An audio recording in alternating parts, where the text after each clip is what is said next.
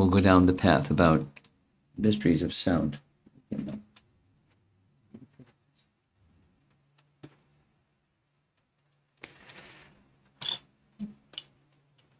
Science says, and it's true, that there's particles in motion even within the atom, and everything is moving.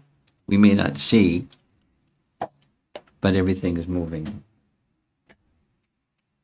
The plates of the earth and so forth and so on. Shama Sundar was sharing with me that one time California was in Antarctica, and there's what do you call it, something plate, tectonic plate or something like that? Tectonic plate was shifting, so many inches or whatever it is per year over so many years, and used to be Antarctica, and now it's California. Just, the tectonic plate. So, but everything is moving, and down to the atom, and everything is moving. And so there's molecular vibration, and, having a background in science and biology and so forth. And you all know these things. And there's different types of movements within the molecule. This little chart is depicting it. The body vibrates. Here's from some healing arts press. Whether or not we hear it, everything has sound. So vibration means sound. A vibration, all its own. That sound is called resonance, the frequency at which an object naturally vibrates. Each part of our bodies has its own natural resonance or vibration, and so there's vibrational medicine based on the idea that disease is the result of natural resonances getting out of tune, whether due to stress, illness, or environmental factors. So here's a little chart that shows what these frequency healing medicine says. There's a natural frequency of the head, spinal column, etc., etc., etc. And that's one of the ways of testing or bringing back to natural frequency is by vibration or by frequencies, by hertz. Frequencies for every organ in our body, and certain diseases have their frequencies for emotional or mental problems. And then there's term cymatic. Any of you familiar with this? Cymatic resonance. We're going to hear a little bit about cymatic resonance in a moment.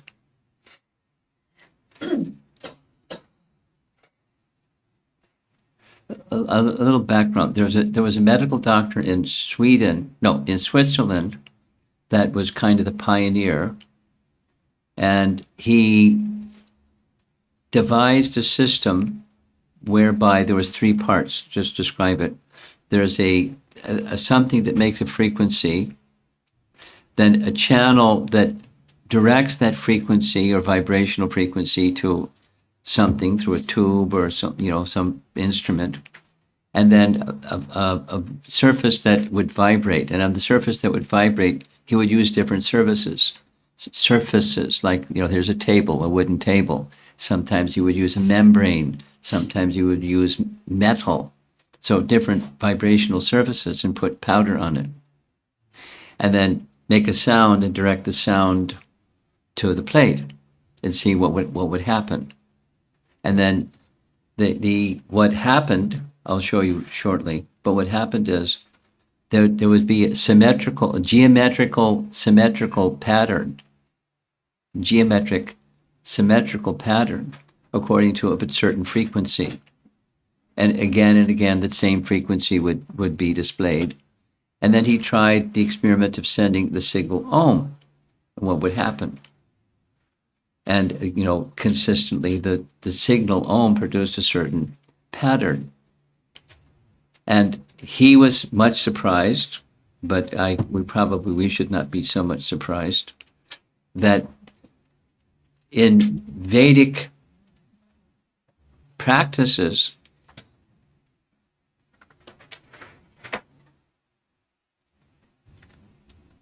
can somebody help you like to move that mridanga so she can sit where she wanted to sit? There we go. Fantastic. Hi, Krishna. There's things called mandala. You've heard of that term before? Mandala, it's like a geometric pattern that's symmetrical. And there's an Om mandala. So it's been around for thousands and thousands and thousands and thousands of years. And he found that this cymatic resonance produces the exact same figure, the sound Om, as what persons that chant Om look at as they're chanting Om. It's just an example of what's being said here. So a cymatic instrument is being used to treat different diseases, and it's effective. Building upon cymatic instruments was biofeedback that was very popular for a while. I don't know how popular it is today. But every disease, every wellness has a certain frequency, every disease has a certain frequency, and disease cure, disease prevention, etc. within the body. That's the organs of the body, and then there's the brain part of the body, or the mental condition. So on the upper part, that's the delta wave, or when you're in deep sleep, that's what the frequency looks like within a certain range. Light sleep, that's a little different. Alpha waves, when you're awake and excited, beta waves. So they're ways of measuring frequencies in the brain based upon states of consciousness, or at least states of the mind. And thoughts and feelings, they have their waves and vibration. The earth has its natural vibration. I mean, this is all science stuff. And if you're not science oriented, it's like kind of boring. Schumann resonance. I don't know if you've heard of that one before. I studied it in college. Schumann resonance. The earth has a certain frequency. 7.83 hertz. It's a natural frequency of Earth. So sometimes it's high, sometimes it's low. And when it's sometimes high, there's this kind of symptom of, production of the Earth that's it's harmful, detrimental, and so forth and so on. Schumann resonance amplifies the same frequency that allows humans to enter a state of creativity, relaxation, and visualization with these alpha waves, alert consciousness. Some consider that Schumann resonance even heals the body. So here's a chart that shows the same thing. There's the Schumann resonance pictured in red, and then there's the atmosphere there's the Earth, and there's the atmosphere of the Earth, and then this Schumann resonance surrounds the Earth. Anyway, this is a scientific explanation of everything is vibrational. We're going to get to the spiritual vibration, but it's layering principles.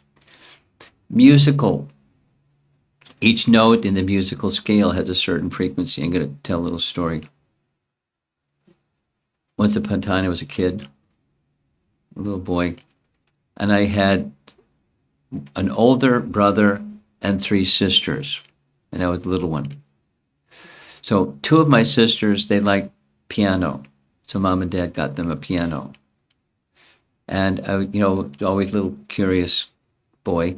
So one of the things that happened is periodically, every couple years, they would bring in a piano tuner.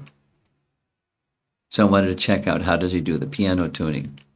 And maybe you've seen it done. But when he came in, it was an appointment, he came into our house, He was carrying something that looked like a guitar case. What's a piano tuner doing with a guitar case? So he opened it up. It wasn't a guitar case. It was tuning forks. And those of you know a little bit about music, it just looks like a Y shape or a U shape, narrow at the bottom, and goes up straight, just metal, and then just a little handle. And there's in this case was for each of these vibrations, there was one. And then he had a little rubber ball and a wire that he'd pull out, let's say, middle C. And he'd hold the middle C, he'd open the back of the piano so you could see the keyboard. No, not see the keyboard, you can see the strings. And he held it near but not touching the middle C string. Not that where you press, but the piano string. And he didn't touch it, he just bonged it. And so the tuning fork was vibrating, and the piano strings to the left and to the right didn't vibrate at all. They stayed just strings. But the one that was of the same frequency, it would start to vibrate. And when it's proper tuned, then there's harmonic convergence in different places where the string would come together in a narrow, then it'd get wider and become narrow again. And if it was off, he would know from the shape of the string vibrating whether he had to tighten it, loosen it, or leave it alone. And then you spend some time with each of the whole piano keyboard, and had a little tuning fork for each one. And when then he was done, he went back to his home or wherever he went. So that's how I learned frequency. It's just notes of the musical scale have a certain frequency, and that's how you tune a piano.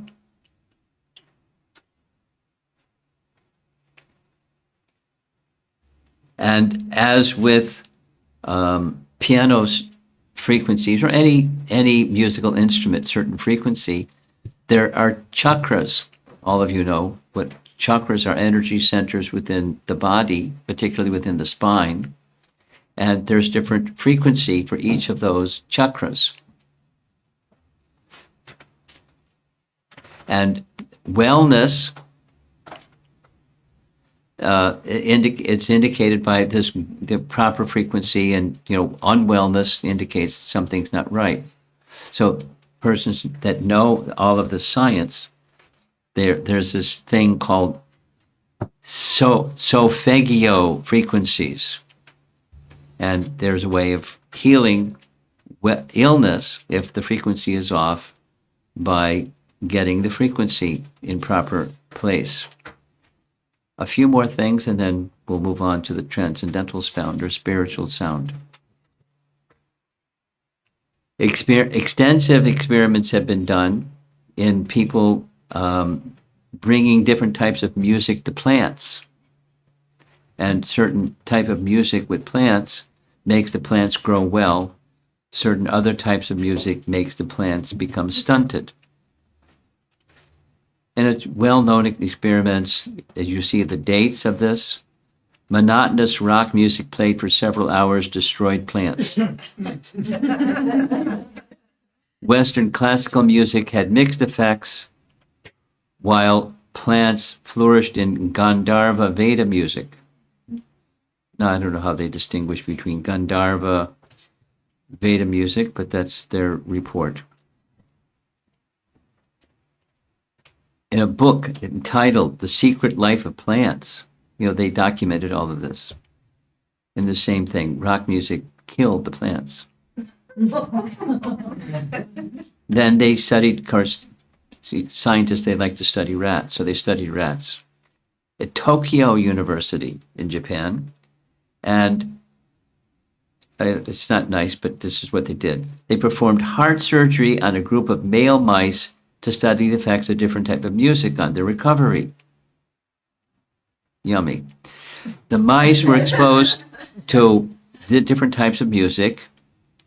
The first two cases, mice lived 20 days longer than those without music. or with a single frequency tone. In the third group, the immune system of the control group rejected the foreign tissue. So, they injected something in mice and then wanted to see who would survive, and depending upon the music that they heard, researchers.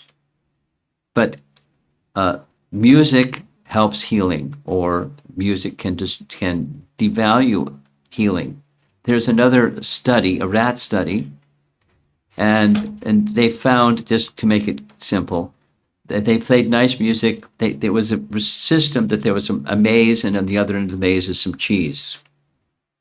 And somehow rats can find cheese, or mice. So they went chasing the cheese, and depending upon the music, they just got bewildered and got lost. If it was heavy rock music, and sometimes they just started devouring each other, turning on each other, just depending upon the music. And they played a different kind of music, and they could quickly find the cheese. I mean, it's just mice behavior and human behavior is very much affected by the sounds we hear. That's the main point.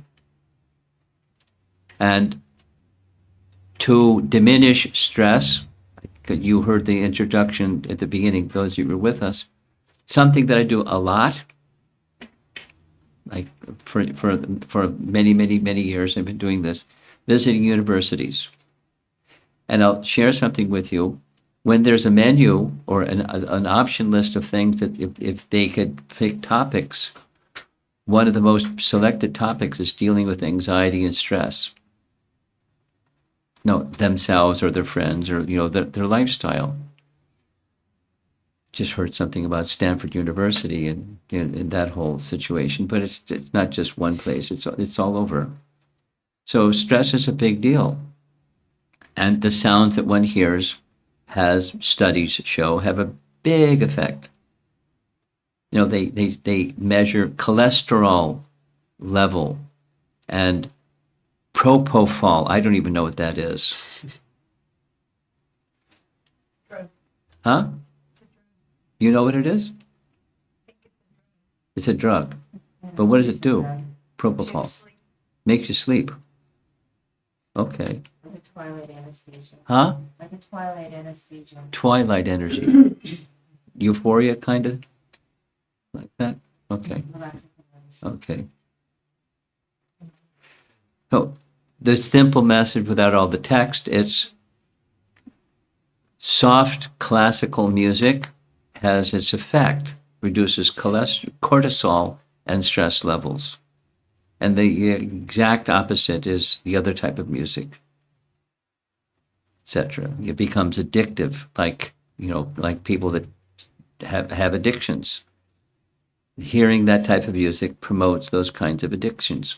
They have sounds for making weapons.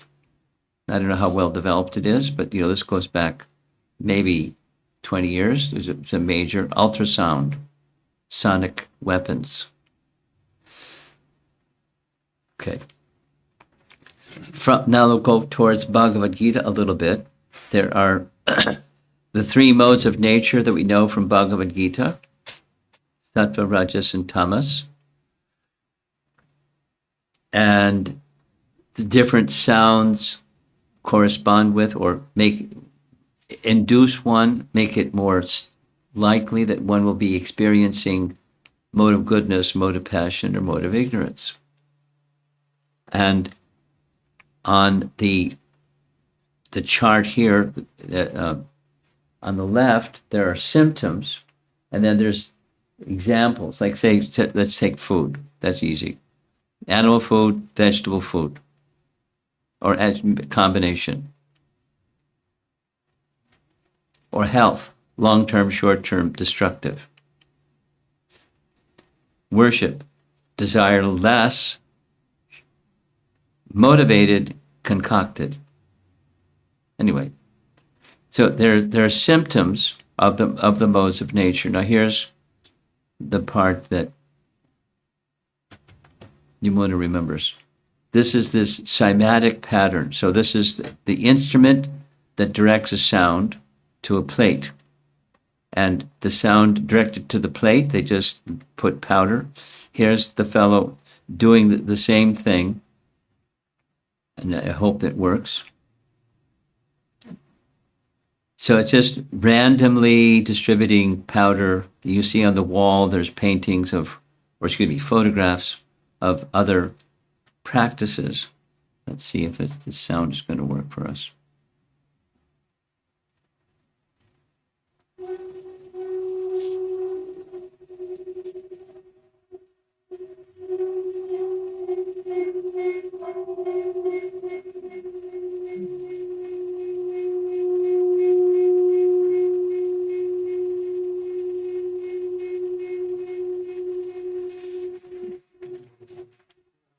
Make the geometric pattern.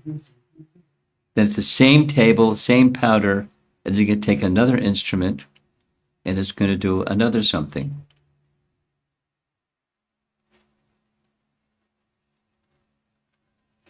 So the powder bounces around, and in course of time, it makes a different pattern.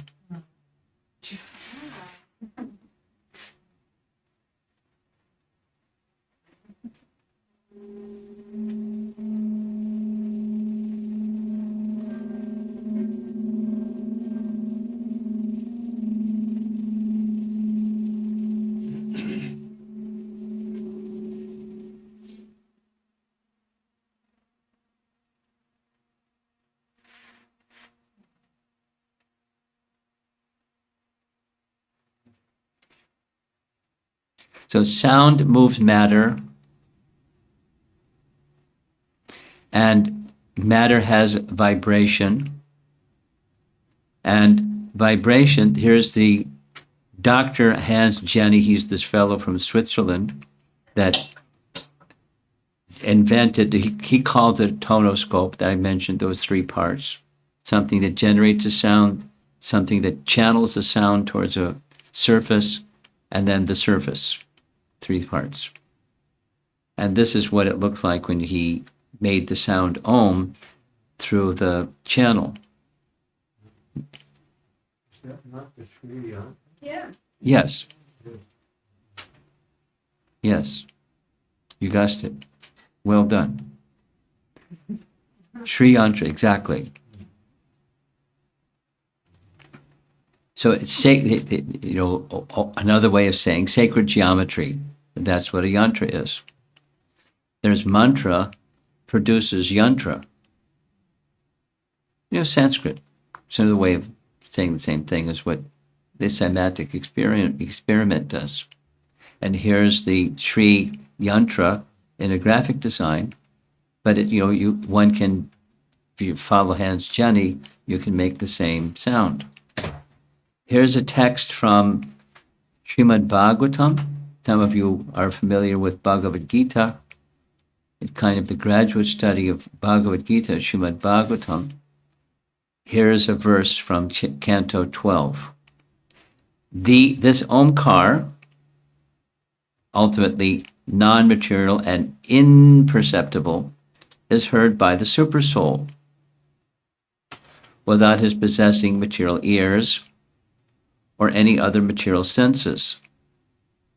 The entire expanse of Vedic sound is elaborated from Omkar. The Bible, in the beginning was the Word. The Word was God. Or in the Vedic version, the beginning was the sound Om, and from Om came everything.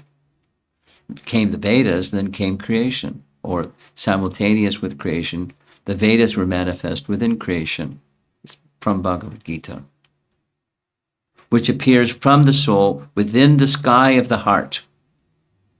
It, Omkar, is the direct designation of the self-orienting absolute truth, the supersoul, and is the secret essence and eternal seed of all Vedic hymns.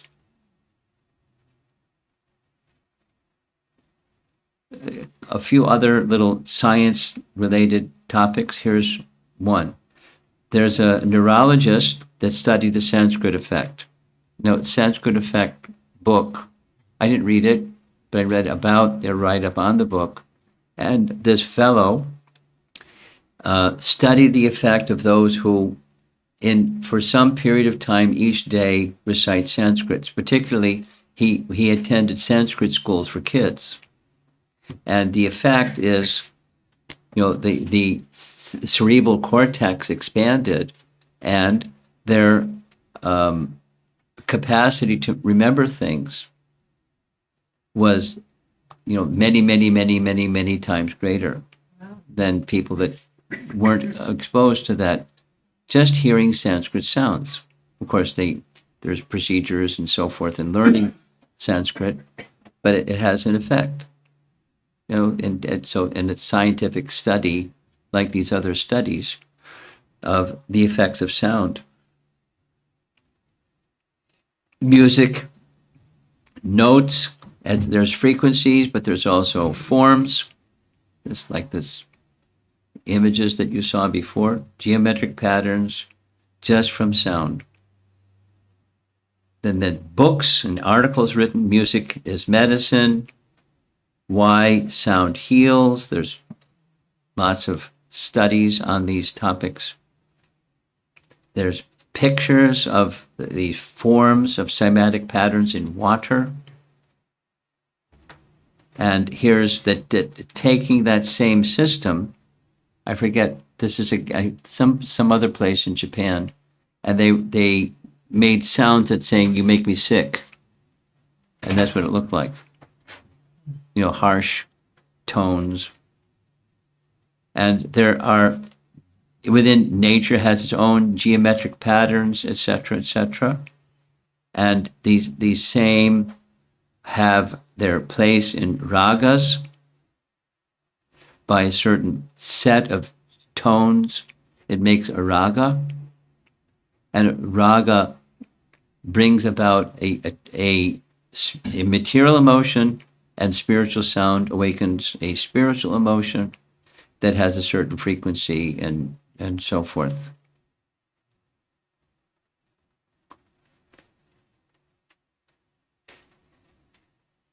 In many cases, we think of sound as just a way of conveying information.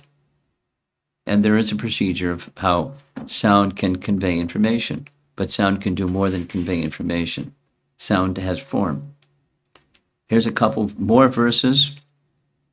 Actually, I wanted to end. Let me just do this for a second.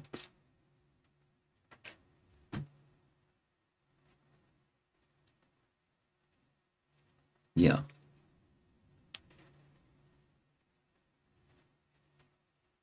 We're almost there.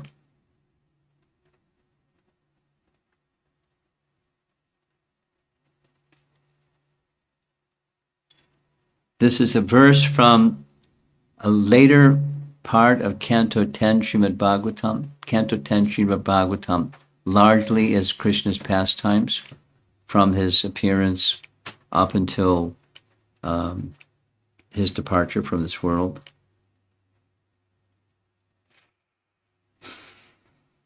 This is Krishna's father speaking to Krishna in Dwarka, towards the latter parts of the 10th canto. This is his father speaking to his son. You are the directions and their accommodating capacity, the all-pervading ether, and the elemental sound residing within ether. You are the primeval, unmanifested form of sound. The first syllable Om, and audible speech by which sound as words acquire particular references. So we're accustomed to the latter part, material sound. Primarily, material sounds convey messages. And that's like, different ways of doing that, telephone systems, but, now it's just vibrational. You broadcast your little phone, you speak into your phone, and there's a way to transmit just through ether. Yes? Through space.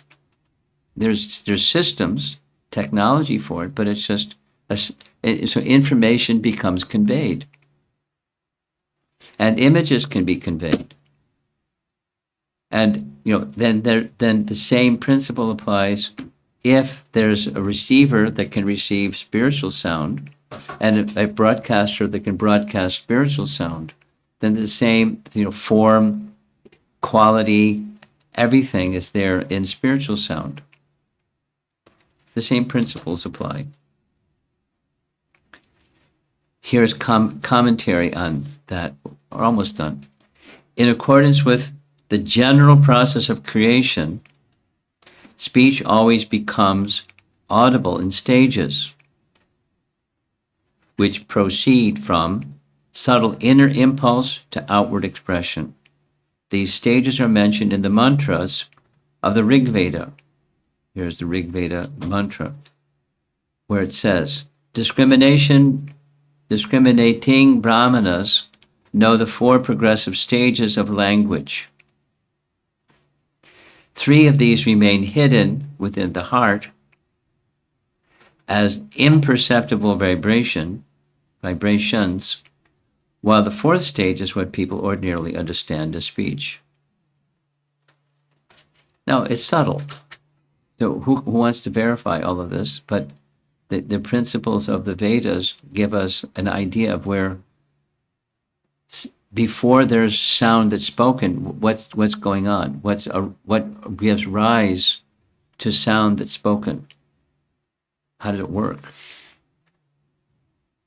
And this is an explanation of how it works. Here's a Vedic explanation of sound. This is from Canto 3. This is Kapila Dev. Those of you who know a little bit about the Bhagavatam, Sankhya philosophy. Persons who are learned and who have true knowledge define sound as that which conveys the idea of an object, indicates the presence of a speaker screened from our view, and constitutes the subtle form of ether. Now that's technical, in that sounds can mean different things depending upon context and circumstance, and the broadcaster and the receiver. According to Vedic teachings, the very, very beginning of the Vedas was the syllable Om, and along with the syllable Om came the rest of the Vedas. This is a nice painting depicting a form of Vishnu giving the Vedas to Lord Brahma. Now, Lord Brahma didn't receive a book, he received sound, but sound that appeared within his heart. And then he vibrated that sound, which manifested as the Vedas. And the Vedas give the primordial basis of all things. We're almost done. Two more slides. The Om is all Vedas, and all Vedas are representatives of Vishnu. The goal, which all Vedas declare, which all austerities aim at, this is from Katha Upanishad, and which humans desire when they live a life of continence. I will tell you briefly, it is Om. The syllable Om is indeed Brahman. The syllable Om is the highest. Whosoever knows this syllable obtains all that he desires. So in Vedic mantras, there's different parts to a mantra, but the mantra is commonly introduced by Om or another sound it's a bij or introductory sound. Om, Klim, Shrim, etc., etc. But it's a sound vibration that invokes the presence of the personality of Godhead, and then commonly a mantra will say the name of the personality of Godhead, and then the third part is to offer respects to that person who is introduced by Om, and a name is stated. Just like, here's a for example. For example, in Srimad Bhagavatam, The whole of this big Srimad Bhagavatam begins with this little mantra. Om Namo Te Vasudevaya. Om Namo Bhagavate Vasudevaya. One more time. Om Namo Bhagavate Vasudevaya. So it's offering of respect. It's a classic Vedic mantra. Begins with Om. And within the mantra, Om is there. Om is the supreme. But it's an invocation of, and then the supreme is named because he has a name. Vasudeva. And what is his position? He's Bhagavan. So Bhagavate is the vocative of Bhagavan and his name. It's a nice mantra. And here's the last slide. Can you repeat that last sentence? Sure. Bhagavate. Bhagavate is the vocative. When you're calling, the E comes at the end. Just like Radha's name is Radha. But if you're going to call Radha, you say Radhe, vocative. Or in the Hare Krishna mantra, there's Hara with a long A at the end, Hara. When you call Hara, that spiritual potency, it becomes Hare. So Bhagavate is the vocative of Bhagavan. Bhagavan is the supreme person, and you call him, it's Bhagavate. Om Namo Bhagavate, who? Vasudevaya. Aya means unto. Om Namo Bhagavate Vasudevaya. So I'm going to read because the print is really small, but it's nice. This is this tonoscope thing. And on the left, you saw the image before. That's a Sri yantra that's used in Om meditation. Sri is a name of the opulence, the supreme person's opulent feature or aspect. Sri. So it's Sri yantra. That's yantra means machine. Literally, machine. So it's a device that represents Sri, the spiritual potency of the Supreme, or the Sri Yantra Mandala. And then the tonoscope produces the same thing over on the right side. Here's the text. I hope I can read it because it's really small. The ancient rishis, this is quoting, discovered a long time ago that all matter is sound, and sound is the original aspect of creation that acts as the substratum for everything else to come into existence. The original sound is home. And then, this Hans Jenny, 1960s, 1970s, made this experiment. Dr. Jenny placed the material, powder, on a metal plate attached to a crystal oscillator, which was controlled by a frequency generator capable of producing a wide range of vibrations. He then timed and photographed what happened. What we saw in a video, what happened. He coined the term cymatics, or the study of wave form phenomena, which is derived from the Greek chyma, meaning wave, or matters that pertain to waves. So it says he took it from the Greek term. But so different generations and different groups of people doing different things. Sound impacts matter. It shapes matter. And with sound comes shape. And so the sound that we vibrate make a big difference in the quality of our life, our experience of life, and our quality of life. So thus the conclusion put a little ribbon in a bow and all that. As a regular daily practice, make spiritual sounds. And when you're doing that, making of spiritual sounds or hearing of spiritual sounds or combination, be as attentive as you can, because if you're asleep, it still acts. A child in the womb that's in deep sleep, not just asleep, it acts. So a pregnant woman, or, engage in hearing spiritual sound, because it has an impact on spiritual consciousness and the configuration of matter, the development of the brain, the development of the body, the wellness of the body, and all those things that we just heard a little bit about. And there's a devotee, it's just a little sharing, and I'm going to end. There's a devotee in Germany that has learned this science, and he's developed it well. And there's some devotees, I'm one of those devotees that has a little device. I'll show you the little device.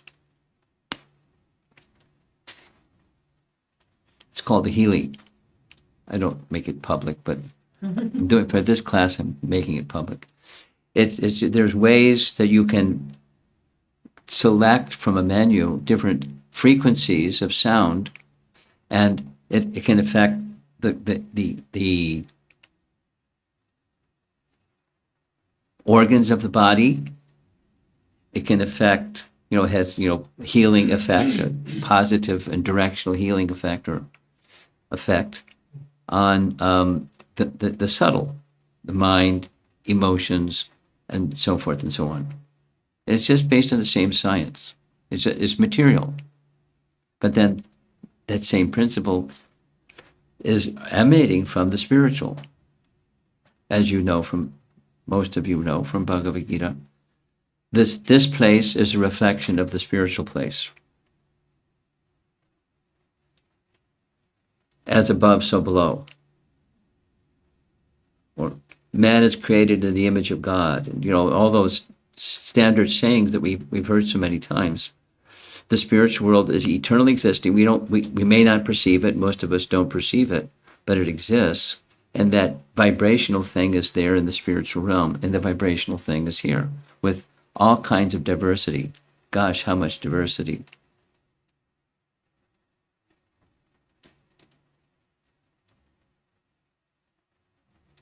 And it all has its vibration. And to reorient the soul particularly, so it's no longer involved in the material vibrations, but in the spiritual vibration, is hear and receive spiritual sound on a regular basis. That's called sadhana.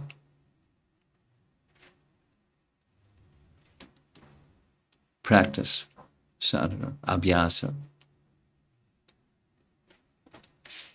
Can I just see a show of hands? How many persons here do some type of yoga pretty much every day? I figured. Okay.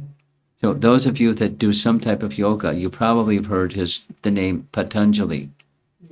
Patanjali. So Patanjali wrote a book long ago called his Yoga Sutras.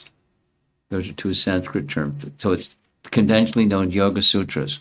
I'm going to give it from his Yoga Sutras. He gives a definition of what practice is. Abhyasa. 3 parts. And I'm going to end with this. The 3 parts are something you do every day. They're Sanskrit terms. Something that you do for a prolonged period of time. So not just one day and then stop, but or intermittently, but every day for a prolonged period of time. And the third is, this term he uses is satkara, which means you have confidence it's going to get you to where you want to go. Faith. And in healing and in life, faith is, you can't dismiss it. It's there. And you have proper kind of faith aligned with what's actually going to get you to where you want to go. The proper yoga system with a proper yoga teacher and yoga teachings, You'll get there with proper practice over time, every day. So 3 things every day. So I'm recommending spiritual sound, Bhagavad Gita, Sanskrit recitation, chanting of mantras, chanting of Hare Krishna mantra, spiritual sound, reading of Srimad Bhagavatam, spiritual sound. Any one of them or combination of them every day for a period of time with consciousness behind the practice is going to get me to where I want to go. I think that's, covers the topic. Mysteries of sound.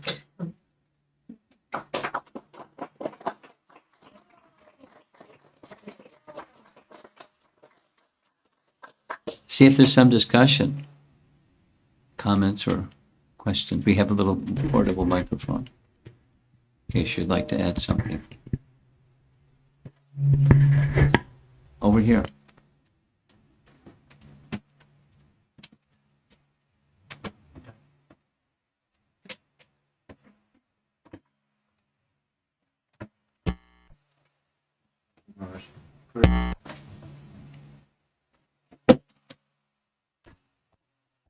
You're on. Yes. I appreciate all the background on the mysteries of sound. For someone that's just starting out outside of what you just mentioned, is chanting, what is a good place to start, specifically with the Hare Krishna mantra? Rounds, wise, and so forth.